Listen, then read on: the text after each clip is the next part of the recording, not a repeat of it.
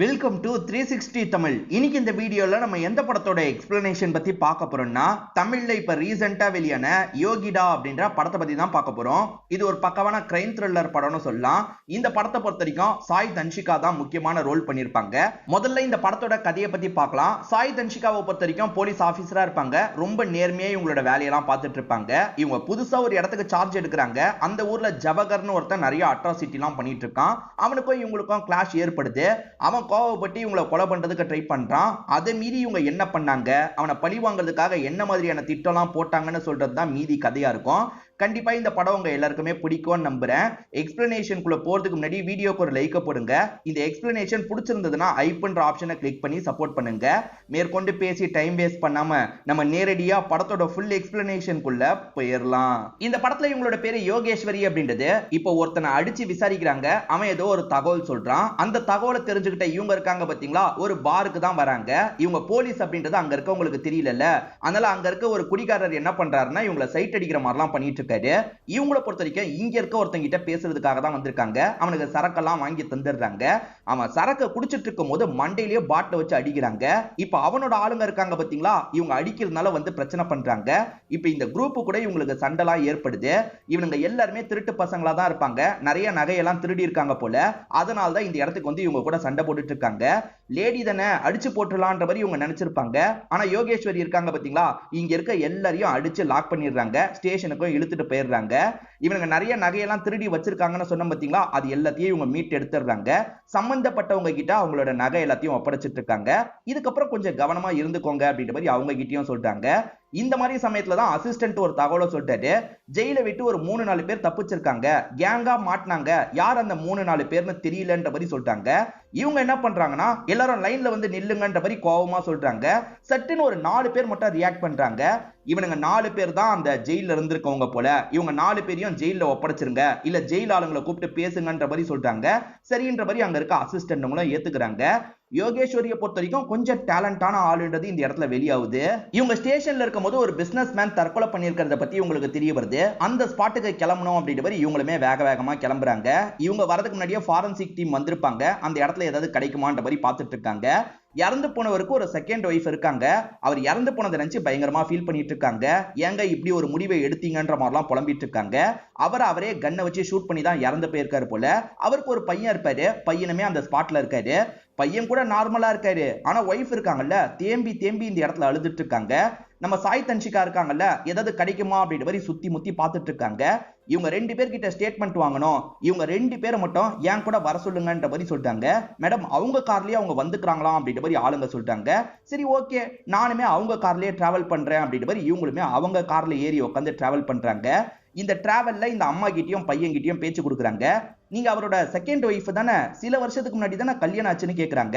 இந்த அம்மாவும் ஆமான்ற மாதிரிலாம் சொல்றாங்க. கொஞ்சம் பயந்து சொல்றாங்க. இந்த சித்தி தான் ஏதாவது பண்ணிருப்பாங்கன்னு பார்த்தா அதுதான் கிடையாது. நீ தானே இந்த கொலையை பண்ண, எனக்கு தெரியும்ன்ற மாதிரி பையனை பார்த்து சொல்றாங்க. என்ன மேடம் சொல்றீங்க, என் அப்பாவை நான் எப்படி கொல்லுவேன்ற மாதிரிலாம் கேட்கறான். உனக்கும் உன்னோட அப்பாக்கும் சொத்து தகராறு இருந்தது, அதை மனசுல வச்சுதான் இப்படி பண்ணிருக்க. நீ தற்கொலை மாதிரி ஃப்ரேம் பண்ணாலும் கொலைன்றது தெளிவா தெரியுது. நீ தான் இந்த விஷயத்த பண்ணிருக்கன்ற மாதிரி நிறைய விஷயங்களை புட்டு வச்சிட்டு இருக்காங்க. ஸ்டேஷனுக்கு வா, உன்னை கவனிச்சுக்கிறன்ற மாதிரி மிரட்டவும் செய்யறாங்க. இவனுக்கா செம்ம பயம் வந்துருது. உண்மையிலேயே இவன் தான் தப்பு பண்ணிருக்கான் போல. இப்ப கூட்டத்துக்கிட்ட கார் வந்துட்டு இருக்குல்ல, அப்ப இவனுமே காரை விட்டு இறங்கி இங்க இருந்து வேகமா ஓடி தப்பிக்கிறதுக்கு ட்ரை பண்றான். விடக்கூடாது அப்படின்ற மாதிரி இவங்களுமே துரத்த ஆரம்பிக்கிறாங்க. 2 பேருக்குள்ள சண்டைலாம் ஏற்படுது. இவங்க என்ன பண்றாங்கன்னா இந்த பையனை லாக் பண்ணி பிடிச்சிடுறாங்க. இந்த பையனோட மாமனார் பெரிய பொலிட்டீஷியனா இருப்பாரு. அதனால லாயர்ஸ் எல்லாம் மொத்தமா இந்த பையனை வெளியே எடுக்கிறதுக்காக வந்துடுறாங்க.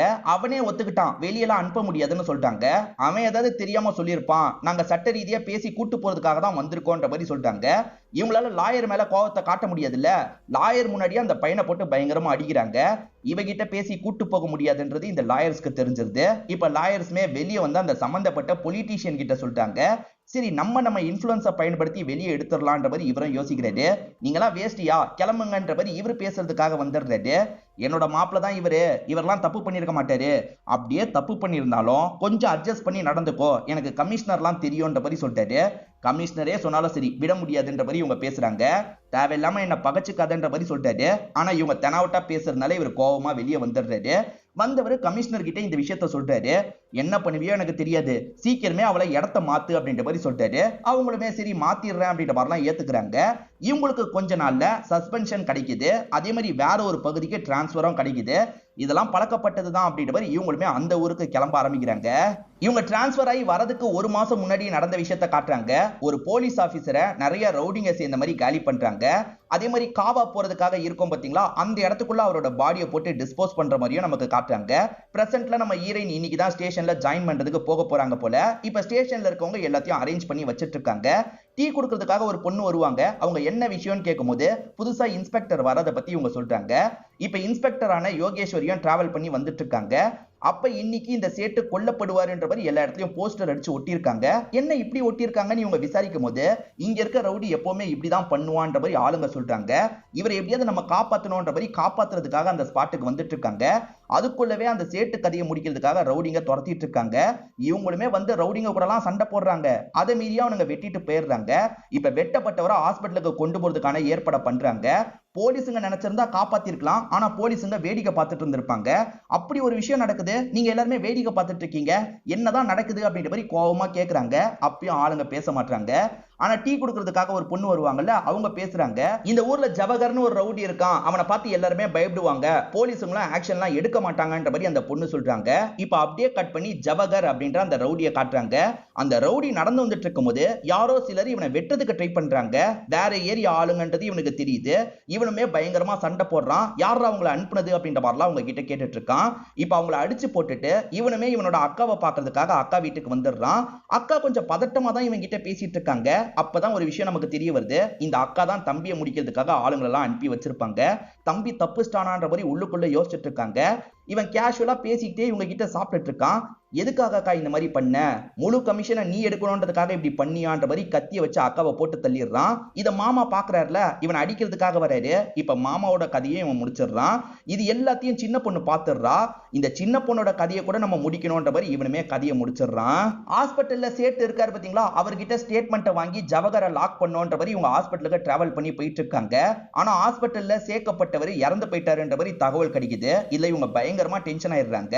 அந்த ஜவஹரோட வீட்டுக்கு வண்டியை விடுங்கன்னு சொல்றாங்க. மேடம் கண்டிப்பா போணுமான்ற மாதிரி அசிஸ்டன்ட் பயந்த மாதிரி கேக்குறாரு. கண்டிப்பா போகணும்ன்ற மாதிரி இவங்களுமே வீட்டுக்குள்ள வராங்க. என் வீட்டுக்குள்ள எல்லாம் போலீஸ் இப்படி வந்ததே இல்ல, அதுவும் ஒரு பொண்ணா இருந்துட்டு வந்திருக்கியான்ற மாதிரி ஜவஹர் பேசுறான். உன்னை அரெஸ்ட் பண்றதுக்காக தான் வந்திருக்கேன்னு சொல்றாங்க. நான் தான் கொலை பண்ணேன்னு உன்கிட்ட என்ன ஆதாரம் இருக்கு, ஆதாரம் இருந்தா அரெஸ்ட் பண்ணிக்கோ அப்படின்ற மாதிரி தனாவுட்டா பேசிட்டு இருக்கான். ஆதாரம் தானே, சீக்கிரமா ரெடி பண்ணிட்டு வரேன்ற மாதிரி இவங்களுமே கோவமா இங்க இருந்து கிளம்புறாங்க. இந்த ஜவஹரை பொறுத்த வரைக்கும் பொண்ணுங்க விஷயத்துல கொஞ்சம் மோசமானவன்னு தெரிய வருது. ஒரு கடைக்கு வந்திருப்பான், அங்க இருக்க லேடியை குறுகுறுன்னு பார்த்துட்டு இருக்கான். அந்த லேடியும் ஹஸ்பண்டும் சேர்ந்து தான் கடையை நடத்திட்டு இருக்காங்க போல. இவன் வாங்கினதுக்கு ஒரு 100 ரூபா தான் தரணும்னா இவன் வேணும்ட்டே 500 ரூபாயை தந்துடுறான். இதை தாண்டி அந்த ஹஸ்பண்ட் கிட்ட உன்கிட்ட நான் சில விஷயங்களை பேசணும், என்ன பாக்குறதுக்காக இந்த இடத்துக்கு வான்ற மாதிரிலாம் சொல்றான். ஹஸ்பண்ட் புதுசா இந்த ஊருக்கு வந்திருப்பாரு போல. சரி இவரை போய் பார்க்கலான்ற மாதிரிலாம் யோசிச்சுட்டு இருக்காரு. இப்ப அவன் போன்ல பேசிட்டு இருக்கும்போது ஹஸ்பண்டுமே பேசுறதுக்காக இந்த இடத்துக்கு வந்துடுறாரு. சொன்ன மாதிரியே வந்துட்ட போல. சரி வா உள்ள போய் பேசிக்கலான்ற மாதிரி இவருமே உள்ளலாம் கூட்டு வந்துட்டு இருக்காரு. இவருக்கு தெரிஞ்ச வேற ஒரு பொலிட்டீஷியன் இருக்கார்ல, அந்த யோகேஸ்வரி வீட்டுக்கே வந்து உன்னை மிரட்டினாலாமே, அவளை கொஞ்சம் தட்டி வைக்கிறது தானே, நீ தட்டி வைக்கலன்னா பயம் வந்துரும்ன்ற மாதிரிலாம் பேசுறாரு. கோவப்பட்ட இவர் இருக்கார்ல, அந்த பொலிட்டீஷியன் மண்டையிலேயே அடிக்கிறாரு. இதை பாக்குற இந்த ஹஸ்பண்ட் பயப்படுறாரு. உன்னை எதுக்காக தெரியுமா வர சொன்னேன், உன் ஒய்ஃப் இதுக்கப்புறம் எனக்கு வேணும், நீ விட்டுட்டு போயிடுன்னு சொல்றாரு. அவன் ஏற்கனவே பயந்து போயிருக்கான்ல, சரி சரி அப்படின்ற மாதிரிலாம் இந்த இடத்துல ஏத்துக்க ஆரம்பிக்கிறான். போலீஸுக்கான எக்ஸாம்லாம் நடக்கும் பாத்தீங்களா, அந்த மாதிரி எக்ஸாம்ஸ்லாம் நடந்துட்டு இருக்கு. பார்வையிடுறதுக்காக யோகேஸ்வரியும் அந்த இடத்துக்கு வராங்க. இப்ப எல்லா கிளாஸ் ரூமையும் சாதாரணமா பார்த்துக்கிட்டே நடந்துட்டு இருக்காங்க. ஒரு கிளாஸ் ரூமை நோக்கி வரும்போது இவங்க 2 ஆளை பார்த்து சந்தேகப்படுறாங்க. ஏன்னா இந்த 2 ஆளும் ஜவஹர் வீட்டுல இருந்திருப்பாங்க. இவனுங்க இங்க என்ன பண்றாங்க, இவனுங்க கண்டிப்பா பிட் அடிக்க தான் வாய்ப்பு இருக்குன்னு செக் பண்றாங்க. பார்த்தா 2 பேருமே உட்காந்து பிட்டு தான் அடிச்சிட்டு இருக்காங்க. சரி என்ன சரி இதை பார்க்காம இருக்கீங்கன்னு அங்க இருக்க சார் மேலேயும் கோவப்படுறாங்க. இவனுங்களை தரன்னு வெளியெல்லாம் இழுத்துட்டு வந்துட்டு இருக்காங்க. அப்பன்னு பார்த்து கமிஷனர் லேடியே இந்த இடத்துக்கு வந்துடுறாங்க. எதுக்காக பிரச்சனை பண்ற, அவங்க 2 பேரை விடுன்ற மாதிரிலாம் சொல்லிட்டு இருக்காங்க. இங்க இருக்க ஒவ்வொருத்தரும் கஷ்டப்பட்டு எக்ஸாம் எழுதிட்டு இருக்காங்க. போலீஸ் ஆயிட மாட்டோமான்ற மாதிரி ஒவ்வொருத்தரும் கனவு கண்டுட்டு இருக்காங்க. ஆனா இவனுங்க என்னடானா ஏமாத்தி எக்ஸாம் எழுதி பாஸ் ஆயிடுவாங்க, போலீஸா வந்து ரவுடி வேலையை பார்த்துட்டு இருப்பாங்க. அதுக்கு நீங்களும் துணை போறீங்களா அப்படின்ற மாதிரிலாம் இவங்க கேக்குறாங்க. இப்ப ஸ்டூடெண்ட் சப்போர்ட் கிடைச்சது இல்ல, கமிஷனரால எதுவுமே பண்ண முடியாம கிளம்பிடுறாங்க. இவங்க வரதுக்கு ஒரு மாசம் முன்னாடி இங்க இருக்க இன்ஸ்பெக்டர் கொல்லப்பட்டிருப்பாரு. அந்த கேஸ் எடுத்து இவங்க விசாரிக்கிறாங்க. அந்த டைம் சிசிடிவி ஃபுட்டேஜ்ல ஏதாவது கேப்சர் ஆயிருக்கா அப்படின்னு செக் பண்றாங்க. அவனுங்க நடு ரோட்ல வச்சு தானே வெட்டி சாவடிச்சாங்க, அது எல்லாமே கேப்சர் ஆயிருக்கு. இவனுங்களை விடக்கூடாது அப்படின்ற மாதிரிலாம் அசிஸ்டன்ட் கிட்ட சொல்றாங்க. அசிஸ்டன்ட் வேணான்னு சொல்லிட்டாரு. அதை மீறி அவனுங்க 4 பேர் இருக்கிற இடத்துக்கு வந்துடுறாங்க. அவனுங்க 4 பேருமே ஃபுட்பால் தான் விளையாடிட்டு இருப்பாங்க. ஏன் கூட சேர்ந்து விளையாடுங்கன்ற மாதிரி இவங்களுமே விளையாட ஆரம்பிக்கிறாங்க. அப்படி விளையாடிக்கிட்டே அவனுங்க கூட பயங்கரமா சண்டைலாம் போட்டுட்டு இருக்காங்க. அவனுங்க 4 பேரை லாக் பண்ணி வச்சிருக்கிறதுனால ஜவஹரும் வெளியே எடுக்கிறதுக்காக வந்துடுறாரு. நீ தானப்பா எவிடன்ஸ்லாம் கேட்ட, இவங்களுக்கு எதிராக எவிடன்ஸ் என்கிட்ட கிளியரா இருக்கு, இப்போ என்னால என்ன பண்ண முடியும்ன்ற மாதிரி இவங்க ஜவஹரை நக்கல் பண்ணிட்டு இருக்காங்க. இதை தாண்டி சிகரெட் பிடிச்சி இவன் மூஞ்சிலேயே புகலாம் விட்டுட்டு இருக்காங்க. இவன் பயங்கரமா கோவப்படுறான். உன்னை கவனிச்சுக்கிறேன்னு நடக்க பாக்குறான். அப்ப சிகரெட் இருக்கு பாத்தீங்களா, அதை அவன் முதுகுலயே தட்டி விடுறாங்க. இதை பார்த்து இன்னும் ட்ரிகர் ஆயிடுறான்.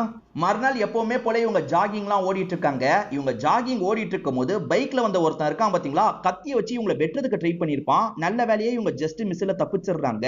இவனை விடக்கூடாது அப்படின்ற மாதிரி துரத்த ஆரம்பிக்கிறாங்க. இவனுமே வளைஞ்சி நெளிஞ்சு போயிட்டு இருக்கான். இவங்க விடக்கூடாதுன்னு துரத்திட்டு இருக்காங்கல்ல, அப்ப குறுக்க ஒரு கார் வந்து இவங்களை அடிச்சு தூக்குது. கார்ல வரது யாருன்னு பாத்தீங்கன்னா அந்த ஜவஹர் தான். பிளான் பண்ணி தான் இவங்களை அடிச்சு தூக்கி இருக்கான் போல. இப்ப சுத்தி இருக்க ஆளுங்க என்னாச்சு ஏதாச்சுன்ற மாதிரிலாம் பாக்குறாங்க. இவங்களை ஹாஸ்பிட்டலுக்கு கொண்டு வந்து சேர்த்துடுறாங்க. கமிஷனர் லேடியும் ஜவஹருக்கு தான் ஹெல்ப் பண்றவங்க போல. இப்ப இவங்களை பாக்குறதுக்காக வந்த கமிஷனர் லேடி இருக்காங்கல்ல, பயங்கரமா இவங்களை நக்கல் பண்ற மாதிரிலாம் பேசிட்டு இருக்காங்க. அப்ப ஜவஹரும் இந்த இடத்துக்கு வந்துடுறான். என்கிட்ட யாராவது ஆடினா அவ்வளவு சீக்கிரம் நான் விட்டுற மாட்டேன் அப்படின்ற மாதிரி நக்கல்லாம் பண்றான். நம்ம 100க்கு கால் பண்ண அட்டன் பண்ணி பேசுவாங்க பாத்தீங்களா, அந்த மாதிரி ஆளுங்களை காட்டுறாங்க. அதுல சந்தோஷ் அப்படின்ற ஒருத்தருக்கு கிராஸ் டாக் மாதிரி ஏற்படுது. அதுல ஏதோ ஒரு முக்கியமான விஷயத்தை பத்தி பேசிக்கிறாங்க. அதுல ஒரு நம்பரை பத்தி பேசிப்பாங்க. அந்த நம்பரை இவர் நோட் பண்ணிக்கிறாரு. இப்ப அப்படியே கட் பண்ணி இவங்க ரெடி ஆவறத நமக்கு காட்டுறாங்க. கஷ்டப்பட்டு எக்ஸசைஸ்லாம் பண்ணி சீக்கிரமா ரெடி ஆயிட்டு இருக்காங்க. அவன் ஏதோ ஒரு நம்பரை தெரிஞ்சுக்கிட்டான்னு சொன்ன பாத்தீங்களா, அந்த நம்பரை ஒட்டி கேட்டு வேற சில இன்ஃபர்மேஷன்லாம் கேதர் பண்றது தெரிய வருது. இப்ப இவங்களுமே சீக்கிரமா உடம்ப ரெடி பண்ணிடுறாங்கல்ல, வேலையில ஜாயின் பண்றதுக்காக வந்துடுறாங்க. அதுக்குள்ள வந்துட்டியா, நீ வரதுக்கு முன்னாடி உன்னோட ஸ்டேஷன்ல இருந்து நிறைய காசு வந்தது, நீ ஹாஸ்பிட்டல்ல இருந்து இந்த கொஞ்ச நாளும் ஸ்டேஷன்ல இருந்து நிறைய காசு வந்தது, ஆனா ஒன்னால தான் எந்த ஒரு காசும் எனக்கு வர மாட்டேங்குது, இதுக்கப்புறமாவது காசு வரதுக்கான ஏற்பாடு பண்ணுன்ற மாதிரி கமிஷனர் திட்டி அனுப்பி விடுறாங்க. நம்ம இல்லாத சமயம் லஞ்சம்லாம் பயங்கரமா வாங்கியிருக்காங்கன்றது இவங்களுக்கு தெரிஞ்சிருது இல்ல, எல்லாருமே வாங்க பேசணும் கூப்பிட்டு பேச ஆரம்பிக்கிறாங்க. நான் இல்லாத சமயம் லஞ்சம்லாம் பயங்கரமா வாங்கியிருக்கீங்க போல, இப்படி வாங்குறதுக்கு உங்களுக்கு அசிங்கமா இல்லையா, கொஞ்சமாவது நம்ம நேர்மையா நம்மளோட வேலையை பார்க்கணும், அப்பதான் எல்லாருமே நம்மள மதிப்பாங்க அப்படின்ற மாதிரிலாம் பேசுறாங்க. ஆளுங்களுமே பண்ண தப்புக்காக மன்னிப்புலாம் கேட்கறாங்க. இப்ப சந்தோஷ் அப்படின்ற அந்த நபர் இருக்காரு பாத்தீங்களா, உங்களை மீட் பண்ணி பேசணும்ன்ற மாதிரி சொல்லிட்டாரு. இந்த இடத்துக்கு வா மீட் பண்ணிக்கலாம்ன்ற மாதிரி இவங்களுமே ஒரு இடத்துக்கு வர வச்சு பேச ஆரம்பிக்கிறாங்க. சந்தோஷோட அப்பா தான் அந்த ரவுடிங்களால கொல்லப்பட்டிருப்பாரு. அதுக்கப்புறம் தான் போலீஸ் டிபார்ட்மெண்ட்குள்ள நுழையணும்ன்ற மாதிரி அந்த இடத்துக்குள்ள நான் வந்தேன். எதர்ச்சியா எனக்கு கிராஸ் டாக் கேட்டது. இங்க நிறைய ட்ரக்க மொத்தமா கொண்டு வர போறாங்க, இந்த கண்டெய்னர் மூலமா தான் கொண்டு வர போறாங்கன்ற மாதிரி நம்பர்லாம் சொல்லிட்டு இருக்காரு. இத நீ நார்காட்டிக் டிபார்ட்மெண்ட் கிட்ட தான சொல்லணும்ன்ற மாதிரி இவங்க கேக்குறாங்க. மேடம் கண்டிப்பா அங்க சொன்னா ஜவஹருக்கு நியூஸ் போய்டும், இது ஜவஹரோட வேலை தான், நீங்க ரொம்ப சின்சியரா இருக்கீங்கல்ல, அதனால தான் உங்ககிட்ட இந்த விஷயத்தை சொல்றேன், நீங்க ஏதாவது பண்ணி ஸ்டாப் பண்ணுங்க மேடம், அவ்வளவு ட்ரக் வந்துட்டா பிரச்சனைன்ற மாதிரிலாம் இவன் சொல்றான். சரி ஓகேன்ற மாதிரி இவங்க ஏத்துக்கிறாங்க. இப்ப ஆந்திரால இருந்து இந்த பகுதிக்கு அந்த ட்ரக் கண்டெய்னர் மூலமா வந்துட்டு இருக்கு. மத்த பகுதியில எல்லாம் அந்த ஜவஹரோட ஆளுங்க ஏற்கனவே சொல்லி வச்சிட்டாங்க போல, இந்த கண்டெய்னர் தாண்டி தாண்டி வந்துட்டு இருக்கு. ஆனா நம்ம ஈரன் இருக்காங்கல்ல, ஒரு இடத்துல வச்சு இந்த கண்டெய்னரை லாக் பண்ணி புடிச்சிடுறாங்க. வீடியோ எடுங்கன்ற மாதிரி ஆளுங்க கிட்ட சொல்றாங்க. வீடியோல அந்த ட்ரக் எல்லாத்தையும் இவங்க கேப்சர் பண்ணிட்டு இருக்காங்க. இப்ப நைட் நேரம் இவங்களுமே ஜட்ஜோட வீட்டுக்கு வந்துடுறாங்க. அந்த பொருள் எல்லாத்தையும் என்ன பண்றதுன்னு பேசுறதுக்காக தான் வந்துடுறாங்க. இவருமே அவ்வளவு பொருள் மாட்டிருக்கா காட்டுங்கன்ற மாதிரி அந்த ஃபுட்டேஜ் எல்லாம் பாக்குறாரு. உண்மையிலேயே நிறைய ட்ரக் மாட்டி இருக்கிறது தெரிய வருது. என்ன பண்றது, இது எல்லாத்தையும் கொளுத்திருங்க, அந்த வீடியோவை கோர்ட்ல ப்ரொடியூஸ் பண்ணுங்க, அதே மாதிரி சம்பந்தப்பட்ட குற்றவாளியை சீக்கிரமா புடிங்கன்ற மாதிரி சொல்றாரு. இப்ப இவங்க என்ன பண்றாங்கன்னா அது எல்லாத்தையும் சந்தோஷமா கொளுத்தி விட்டுறாங்க. அது எல்லாம் ஜவஹரோட சரக்குல. ஜவஹர் பயங்கரமா டென்ஷன் ஆயிடுறான். மீடியா ஆட்களும் யாரோட சரக்குன்னு கேக்குறாங்க. நான் சீக்கிரமே அதை கண்டுபிடிச்சு சொல்றேன்ற மாதிரி இவங்களும் சொல்றாங்க. இந்த ஊர்ல ஒரு மினிஸ்டர் இருப்பாரு. அந்த மினிஸ்டரோட பிஏ கால் பண்ணி மினிஸ்டர் உங்களை மீட் பண்ணணும்னு சொல்றாரு, வர முடியுமான்ற மாதிரி கேக்குறாரு. சரி வரன்ற மாதிரி ஏத்துக்கிட்டு இவங்களுமே மினிஸ்டரை பாக்குறதுக்காக வந்துடுறாங்க. அந்த மினிஸ்டர் பயங்கரமா இவங்களை பாராட்டிட்டு இருக்காரு. உன்னோட அவார்டுக்காக நான் கண்டிப்பா ரெக்கமெண்ட் பண்றேமா, நீ அவ்வளவு டேலண்டடா இருக்க, இந்த மாதிரி தான் பெண்கள் தைரியமா இருக்கணும்ன்ற மாதிரிலாம் சொல்லிட்டு இருக்காரு. அப்ப வேலைக்காரங்க இருக்காங்கல்ல, 2 பேருக்கும் காஃபி எல்லாம் தராங்க. இவங்க காஃபி எல்லாம் வேணான்னு சொல்றாங்க. அதெல்லாம் ஒண்ணே இல்ல குடிமான்ற மாதிரி சொல்லிட்டாரு. இவங்களுமே காஃபியை குடிக்கிறாங்க. இவங்க குடிக்கிறாங்களான்றத குறுகுறுன்னு இவரும் பார்த்துட்டு இருக்காரு. குடிச்சிட்டு இருக்க இவங்களுக்கு லைட்டா மயக்கலாம் வர ஆரம்பிக்குது. ஒரு ஸ்டேஜ்ல இவங்க மயங்கின மாதிரி சாஞ்சிடுறாங்க. இப்ப பக்கத்து ரூம்ல இருந்து ஜவஹர் இந்த இடத்துக்கு வந்துட்டு இருக்கான். ஆக்சுவலா இந்த மினிஸ்டரோட சொந்தக்கார தம்பியா தான் ஜவஹர் இருப்பான். இப்ப 2 பேருமே குறுகுறுன்னு இவங்களை பார்த்துட்டு இருக்க மாதிரி காமிச்சு அப்படியே கட் பண்ணிடுறாங்க. இப்ப ஜவஹர் ஜீப்ல வந்துட்டு இருக்கும் போது அந்த வேலைக்கார பொண்ணை பாக்குறான். அதாவது டீ எல்லாம் கொண்டு வந்து தருவாங்கல்ல, அந்த பொண்ணை பாக்குறான். அந்த பொண்ணுக்கு இப்பதான் கல்யாணம் ஆயிருக்கு போல. இவன் தான் யாரை பார்த்தாலும் குறுகுறுன்னு பாப்பான்ல, இந்த பொண்ணையும் குறுகுறுன்னு பாக்குறான். வாங்கின பொருளை விட அதிகமா காசெல்லாம் தரான். யோகேஸ்வரி ஒரு மினிஸ்டரை போய் பார்த்தாங்க பாத்தீங்களா, அந்த மினிஸ்டருக்கு திடீர்னு நெஞ்சு வலி வந்து இறந்து போயிடுறாரு. அந்த மினிஸ்டரோட ஆதரவாளர்கள் இருக்காங்க பாத்தீங்களா, அவரே இறந்து போயிட்டாரு. கடை திறந்து வச்சிருக்கீங்களா, கடையை மூடுங்கடா அப்படின்ற மாதிரி கடை எல்லாத்தையும் அடிச்சு உடைச்சிட்டு இருக்காங்க. இதை கண்ட்ரோல் பண்றதுக்காக நம்ம ஹீரோயின்மே இந்த ஸ்பாட்டுக்கு வந்துட்டு இருக்காங்க. இதை தாண்டி நேஷனல் பிளாக் இருக்கு பாத்தீங்களா, அதை பாதி வரைக்கும் தான் ஏத்தி இருக்காங்க. அப்படி பண்ணக்கூடாது. இவங்க என்ன பண்றாங்கன்னா ஃபுல்லா ஏத்தி சல்யூட்லாம் வைக்கிறாங்க. அதுக்கப்புறம் இவங்க கூட சண்டை போட ஆரம்பிக்கிறாங்க.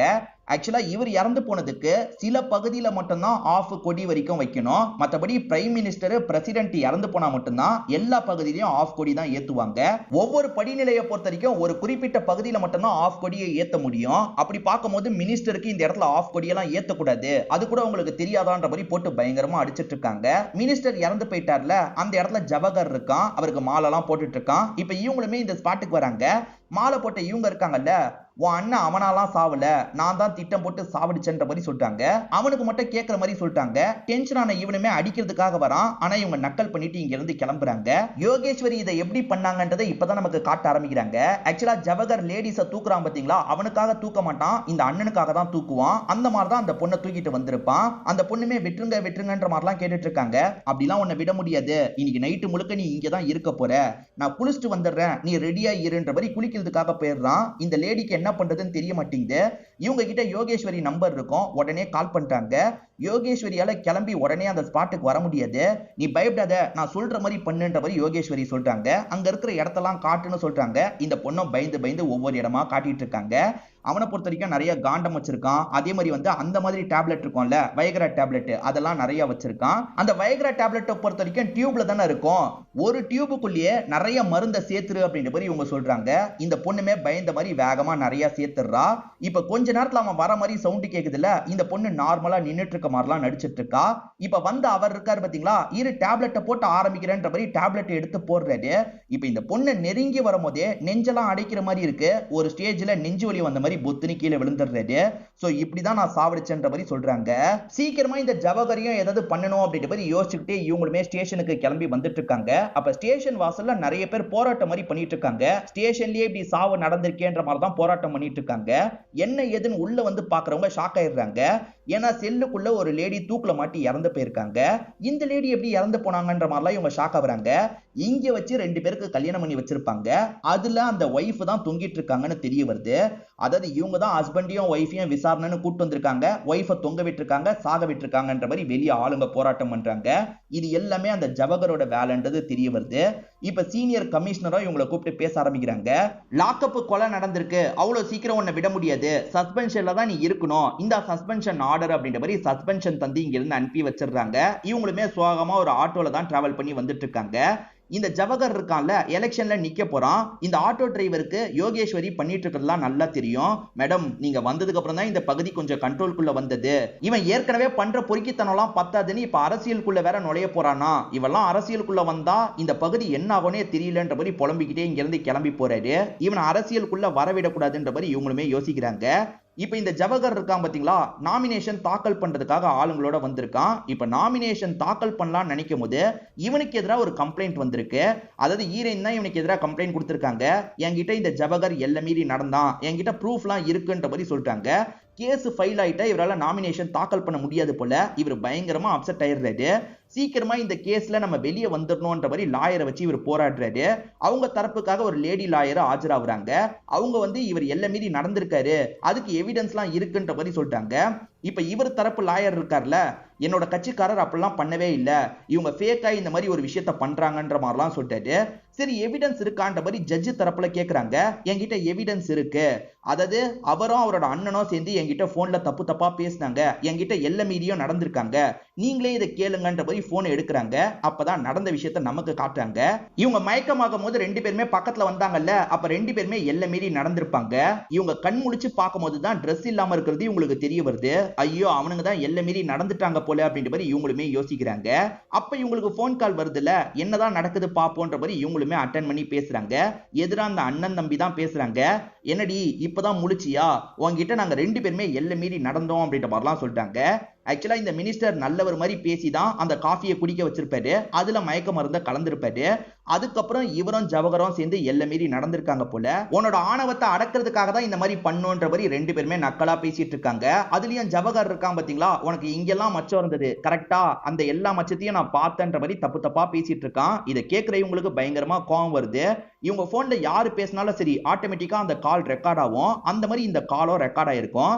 இதெல்லாம் வெளியே சொல்ல வேணான்ற மாதிரி தான் நினைச்சிருப்பாங்க. ஆனா இவன் அரசியல்வாதி ஆகக்கூடாது, அதுக்கு இந்த விஷயத்தை நம்ம வெளியே கொண்டு வரணும்ன்ற மாதிரி தான் இந்த விஷயத்தை இவங்க கம்ப்ளைண்டா கொடுத்திருப்பாங்க.